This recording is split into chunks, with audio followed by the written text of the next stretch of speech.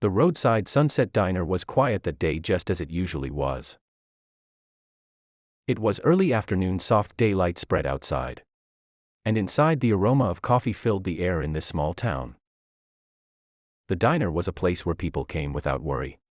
Sat for a while, found some peace, and then returned to their lives. In one corner of the diner sat Sarah. Sarah was a 17-year-old girl who had lost one of her legs in an accident.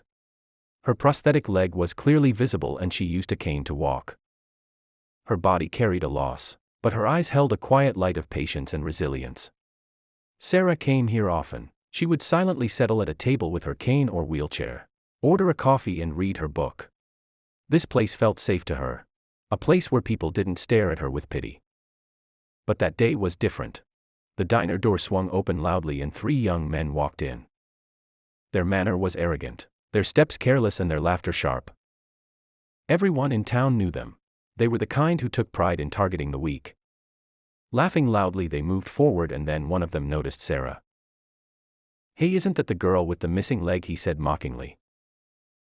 Sarah lowered her gaze and held her book tighter, as if trying to disconnect herself from the world. The second boy stepped closer and nudged her cane with his finger. "So tell us, what's it like walking with that thing?" People inside the diner watched silently. No one had the courage to speak. Fear hung heavily in the air. The third boy laughed and pointed at Sarah's prosthetic leg. "Is that real or just a toy?" Tears filled Sarah's eyes. "Please leave me alone," she whispered, her voice trembling. But to them it was all just a game. Suddenly, without warning, one of the boys slapped Sarah hard across the face. Time seemed to freeze inside the diner. Sarah's head jerked to the side. Her cane fell to the floor and she nearly slid off her chair. Tears streamed down her face, but she didn't scream. Perhaps she was simply too tired of screaming. The diner owner tried to step forward, but one cold stare from the boy stopped him laughing. The 3 of them walked out as if nothing important had happened. Sarah remained seated, broken, silent, trembling from within. An elderly woman gently approached, placed a hand on her shoulder and handed her a tissue. But the wound ran deeper than tears. What no one noticed was a man sitting quietly near the counter, watching everything. He wore a black leather jacket. Gray streaks ran through his beard, and a motorcycle club emblem was visible on his arm. He said nothing, paid his bill and walked out. An hour later, the roar of heavy engines thundered outside the diner. Not 1, not 2, but dozens of motorcycles rolled in. The ground seemed to tremble. Window glass rattled and the people inside looked up in shock.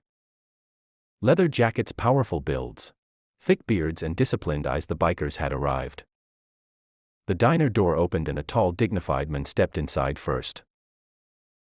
His hair was gray and his face carried deep seriousness. His name was Jack, the leader of the biker group. His eyes went straight to Sarah, still sitting at the same table.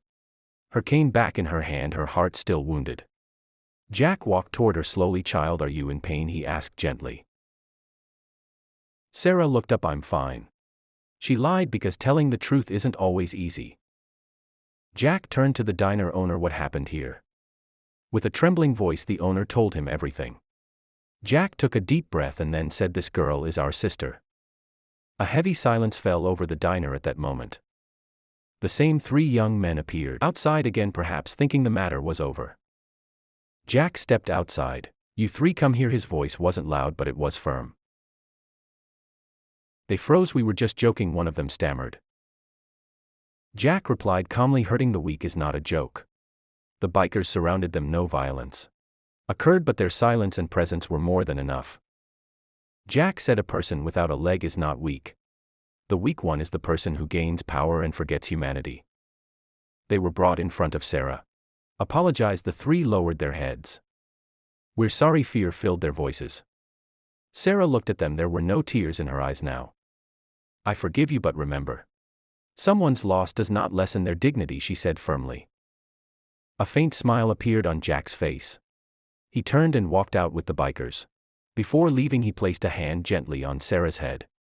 "You are brave. Turn your loss into your strength." The engines roared again and they disappeared down the highway. Inside the diner, people sat in silence, absorbing what they had witnessed. Sarah's life did not completely change that day, but she did. She had one less leg, but her courage was stronger than ever. In the Sunset Diner learned a powerful lesson that day. True strength does not lie in the body but in character.